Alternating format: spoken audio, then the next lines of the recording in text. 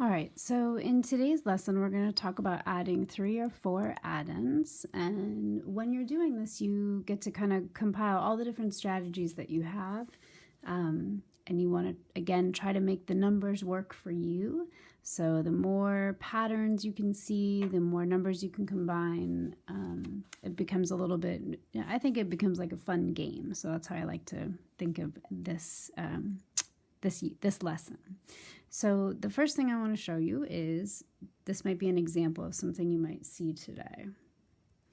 So when we have 3 addends, right off the bat, I'm starting to notice I see a pair of 10. So that is the strategy. If you can find a 10, that's a great strategy to start with, right? Or you might go about it and maybe you saw that 6 plus 2 equals 8 and you know your doubles. So you'd have 8 plus 8, right? So you might want to find a group of doubles. That's another strategy. Okay, there may just be some facts that you know off the top of your head that if you know a couple, then you can use that to make you, to kind of go a little bit faster with this or be able to connect more numbers more easily. So maybe if you know your facts, that could be another strategy.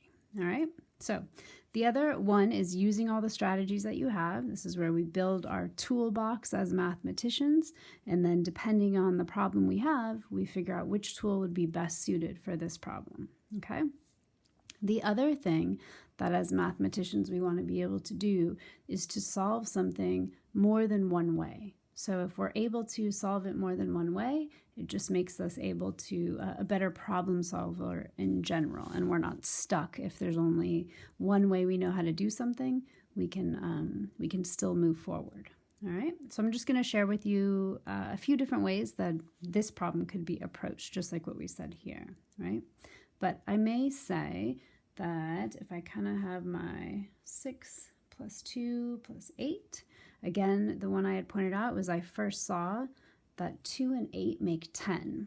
So I know that adding to 10 is super easy. I just add the ones onto the end there, and this would equal 16.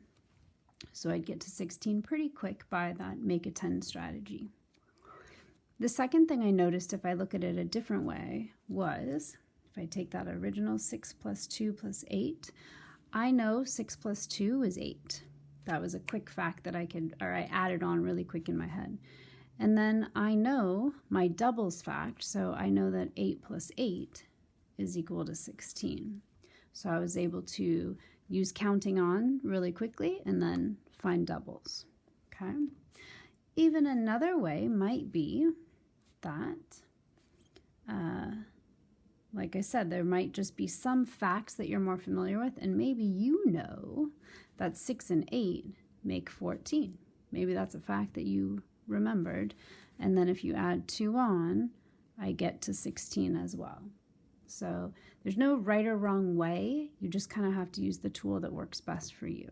Okay, so make sure that you do record this in your spiral for today. This is a nice model to have for some of the things that we'll be working with. Okay, after you got that down, we're going to move to our workbook page and get a little bit more practice.